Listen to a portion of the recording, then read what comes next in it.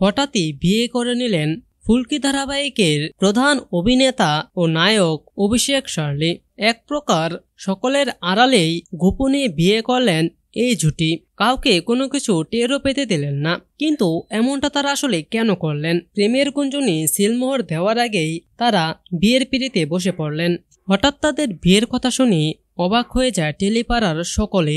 যেমন তারা পেয়েছেন শুভেচ্ছা বার্তা, ঠিক তেমনি পেয়েছেন সমালোচনাও।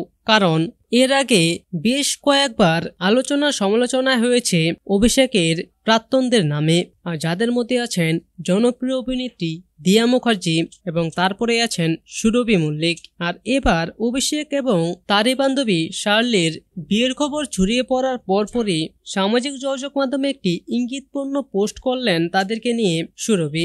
দিয়ার সঙ্গে তাদের ব্রেকআপের পরে গঙ্গারাম ধারাবাহিকের সেটেই সুরভির সঙ্গে সম্পর্ক গড়ে ওঠে অভিষেক ঘোষের। আর তাদের মধ্যে চলে 2-3 বছর প্রেম। আর তখন শোনা যায় এর আগের বছরই নাকি তাদের বিয়ের কথা ছিল।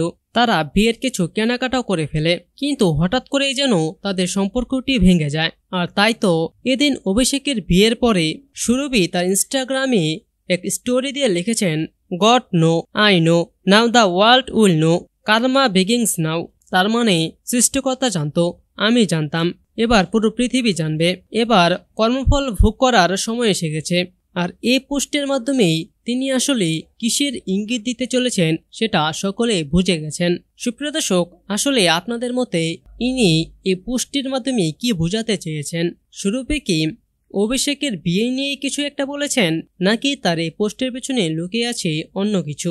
এ নিয়ে আপনার কি মনে হয় সেটি নিচে কমেন্টে জানিয়ে দিন। এবং পরবর্তী আপডেট সবার আগে পেতে চাইলে এখনই আমাদের এই চ্যানেলটিকে সাবস্ক্রাইব করে দিন। ধন্যবাদ সবাইকে।